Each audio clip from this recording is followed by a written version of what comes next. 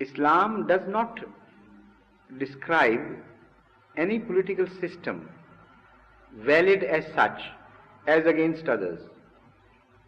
Nor could Islam do that and still retain its claim to be a true world religion. Because no one political system is suitable or can ever be conceived to be suitable for all the people of the globe at one single moment in history or in future. Because although we are living apparently in one time, in one age, but we are not living the same age. We are living different ages in different countries. Pygmies in Congo are living a different age altogether from people living in Europe, and people living in Europe are living a different age from the people living in America. And within the countries also, there are regional differences, attitudes of the people, their educational standards, their national traditions, their outlooks on life, their social systems, and so many things get involved to create a political system. And that system would be differently chosen if given volition by different people at different times. Some countries are traveling towards democracy, and some are traveling away from democracy, having got the democracy to begin with. So how could Islam be a true universal religion, disregarding all these factors at variance with each other, and claim that this is the political system which is good for mankind? There is no one single system which is good for mankind. So Islam totally ignores any mention to a system, but what is most important for mankind in politics, that is mentioned by Islam.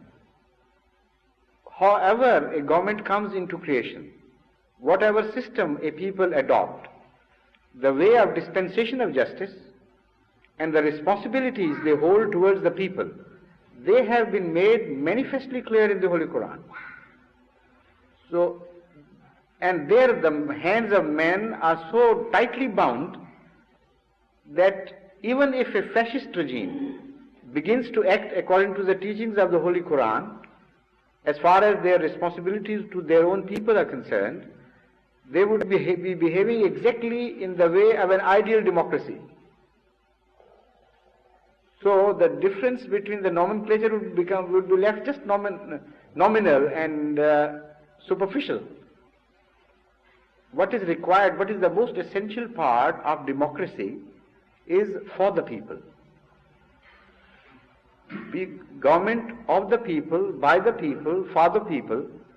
This is the popular definition of democracy.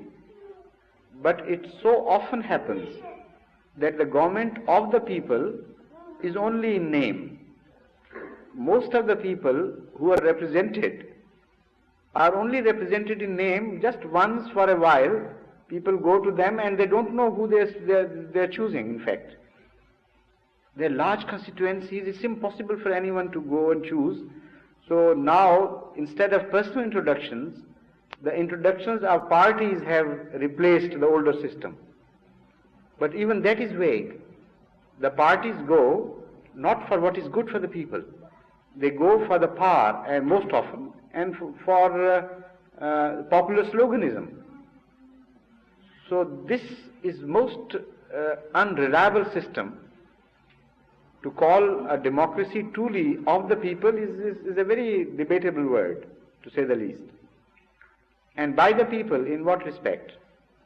You choose somebody once, and once he goes to power, he dictates his own terms to you, the government does, and the majority of people cannot be represented, in fact, truly, by some people representing them. So the same democracy is used for the most grim dictatorships of the modern ages.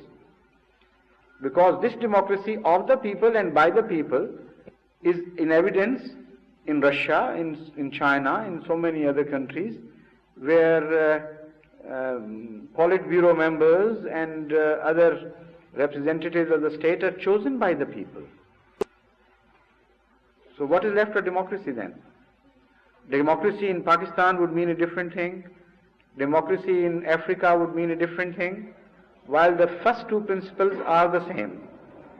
The result is that there will be very few democracies who reach the final point of for the people. Most often than not, they are for the people who are chosen, not for the people who had chosen them. So Islam leaves aside the first two elements and lays stresses and makes it very clear what a government, if it is to be called an Islamic government, or according to the teachings of the Quran, must do. And the standards are so high and absolute that they have no relativity in them. For instance, justice. All the standards of justice as applied today by the modern democracies have a relative meaning. If something is good for a people, their representatives must do that, even if that is cruel to some other people. Even if at the cost of the justice to other people, you have to do justice, sort of justice to your own people. This is permissible. In fact, this is the principle applied today. But the Holy Quran says, وَلَا يَجْرِمَنَّكُمْ شَنَآنُ قَوْمٍ عَلَىٰ أَلَّا تَعْدِلُوا اعْدِلُوا هُوَ أَقْرَبُ لِلتَّقْوَىٰ. That, those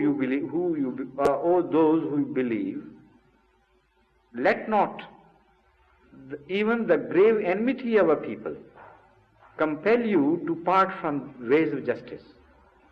Dispense justice, even if you have to do it in favor of your bitter enemies. Now, is this what is practiced nowadays by the people of today? Look at the United Nations decisions, look at the Security Council decisions, and the votes, and the abstentions, and the political methods and diplomatic methods of avoiding some embarrassments if friends are involved, and then the vetoes. I mean, they are the cream of the modern society. People look up at United Nations organizations and Security Council with hopes for dispensation of justice, and everything is found there except justice. It is the case there is like to a joke told in some countries that one head of the state visited another country, perhaps in the Gulf, where there was no railways. No railway track was ever laid down there. Yet they had a minister of railways. So this dignitary visiting from another country, I shouldn't name it, he was surprised. He said, "Look here, what's this nonsense? You have no railways and a minister for railways?" He said, "You should understand it better. You have no justice, and still you have minister of justice in your country." So that is exactly what the Security Council is doing nowadays. They are dispensing what they do not have, unfortunately. This is why I said immorality is at the root of every cause of disturbance. So Islam, this is Islamic teachings. No government, however elected or however brought to be imposed upon people, can be called according to the concept of government of the Holy Quran if it does not know the ABC of how the government should be run, that is dispensational justice. And then it goes on, in so many places the concept of Islamic government is explained without reference to the mode how the governments are brought into power.